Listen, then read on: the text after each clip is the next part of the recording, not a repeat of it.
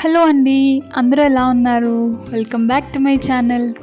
So ఇవాల్టి video వచ్చేసి మన ఇంట్లో ఎప్పుడైనా మిగిలిన అన్నం ఉంటుంది కదా, దాంతో కానీ లేకపోతే ఎప్పుడైనా ఈవినింగ్ టైంలో సరదాగా మధ్యాహ్నం మిగిలిన అన్నం ఉంటుంది కదా, దాంతో ఇలా చక్కగా స్నాక్స్ చేసేసుకుని యమ్మీగా తినేయచ్చు. సో చూసేద్దామా ఎలా చేయాలో. సో ఫస్ట్ మీ దగ్గర ఉన్న లెఫ్ట్ ఓవర్ రైస్ ఉంటుంది కదా, అది తీసుకోండి. అందులోకి కట్ చేసుకున్న ఆనియన్స్, క్యారెట్, బీట్రూట్, క్యాప్సికమ్, ఇంకా మీ వెజిటేబుల్స్ ఏమైతే ఇంట్రెస్ట్ ఉంటాయో అవన్నీ కూడా యాడ్ చేసుకోండి. సో నేనైతే ఇక్కడ క్యారెట్, బీట్రూట్ అండ్ క్యాప్సికమ్ కూడా యాడ్ చేస్తున్నాను. ఇందులోకే కొద్దిగా సన్నగా తరిగి పెట్టుకున్న అల్లం, సన్నగా తరుక్కున్న పచ్చిమిర్చి, అలాగే కొద్దిగా కొత్తిమీర అవన్నీ వేసుకోండి. ఇప్పుడు ఇందులోకి ఒక 2-3 టేబుల్ స్పూన్స్ వరకు బియ్యపిండి అంటే రైస్ ఫ్లవర్, అండ్ కొద్దిగా మీకు రుచికి సరిపడినంత సాల్ట్, జీరా పౌడర్ అంటే జీలకర్ర పౌడర్, కొద్దిగా కారం. సో ఇప్పుడు వేసుకున్న ఇంగ్రీడియంట్స్ అన్నిటిని బాగా ఒకసారి కలిపేసుకోండి.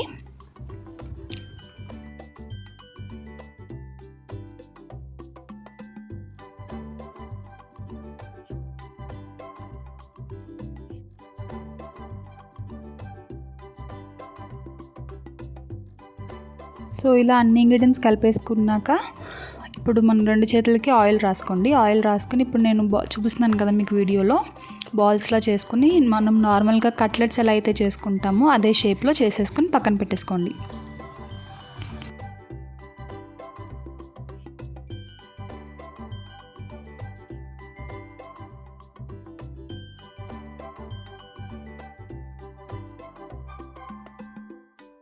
సో ఇలా అన్ని కట్లెట్ షేప్లో చేసుకొని ఒకసారి పక్కన పెట్టుకోండి. ఈ లోపల ఏం చేస్తారంటే ఒక కడాయి పెట్టుకొని అందులోకి చాలా కొద్దిగా ఆయిల్ వేసుకోండి. మనకు జస్ట్ షాలో ఫ్రైకి మాత్రమే కావాల్సి వస్తుంది, సో ఎక్కువ ఏం అవసరం పడదు. సో ఇప్పుడు కొద్దిగా ఆయిల్ వేడైంది అనిపించుకుని అందులోకి నువ్వులు వేసుకోండి. నువ్వులను ఒక 2-3 మినిట్స్ అలా రోస్ట్ అవ్వనివ్వండి ఆయిల్లో. అలా రోస్ట్ అయ్యాక ఇప్పుడు మనం ఇందాక చేసుకున్నాం కదా కట్లెట్ షేప్లో, ఆ కట్లెట్స్ అన్నీ కడాయిలో పెట్టేసి షాలో ఫ్రై చేసుకోండి.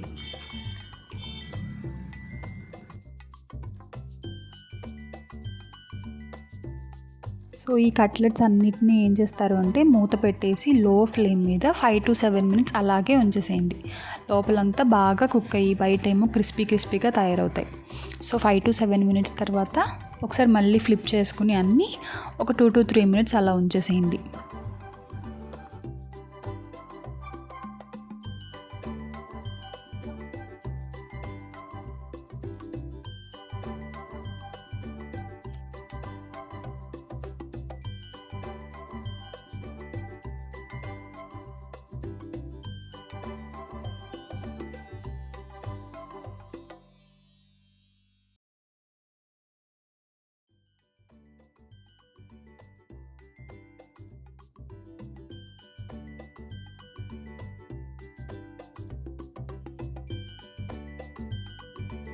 సో మన కట్లెట్స్ అయితే రెడీ అయిపోయినాయి.